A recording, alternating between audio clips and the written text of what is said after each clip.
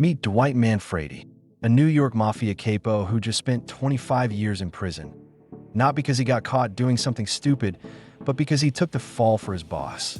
Stayed silent, didn't snitch, and in mob terms, that's loyalty at the highest level. But here's the twist.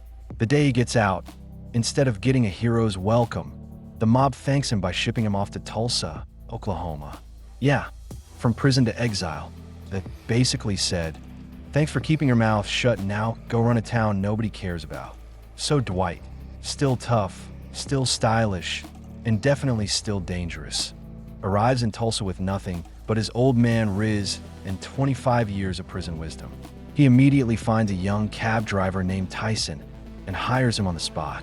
No resume, no references, just drive me around, kid. Then, in one of the most old-school gangster moves you'll see on TV, Dwight walks into a legal weed shop and tells the owner, Bodie, that he wants a cut of the profits. No negotiation, just classic intimidation and confidence. And somehow, it works. By the end of his first day, Dwight's already running the most lucrative dispensary in town. He's got a loyal driver, and he's laying the foundation for a new criminal empire, Mafia style, but with Southern charm. So, Dwight Manfredi, fresh out of prison, dropped in the middle of Tulsa, is already making moves. He's got a weed business under his control, a young driver named Tyson on payroll, and zero patience for anyone who underestimates him. Dwight's not wasting time. He starts putting together his crew, starting with Tyson, who's still trying to figure out if his new boss is a genius or just insane. Spoiler, it's a little of both. Dwight starts teaching Tyson the basics of the Mafia hustle, like how to shake hands, how to talk with confidence, and, of course, how to handle business without pulling a gun. It's part mentorship, part mob boss boot camp. Tyson's dad doesn't like it, though. He can tell something's up. His son suddenly has money, and he's riding around with an old Italian guy who talks like a 1970s crime movie. Red flags, anyone. Meanwhile, Bodie, the dispensary guy, is adjusting to his new reality. One minute, he's running a chill legal weed shop.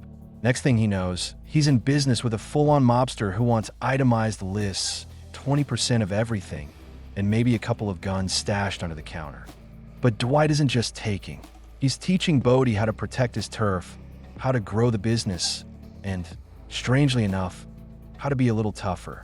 They're building something, and Bodie's starting to like it. Now here comes Stacy Beal.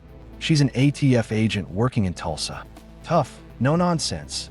And she meets Dwight at a bar. They flirt. They hook up. She doesn't know he's a mobster. He doesn't know she's law enforcement.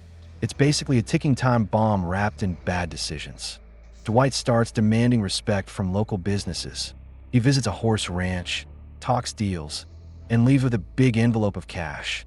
The mob may have sent him to exile, but Dwight's treating Tulsa like his new kingdom. He even gets a new tailor, because hey, if you're gonna run the underworld, you better look like it. By the end of the episode, Dwight's got a budding operation, a team that barely understands him, and growing attention for both criminals and cops. The empire is starting to form, but so is the heat. Oh, and remember Stacy? She finds out Dwight's a felon, and that's gonna be a huge problem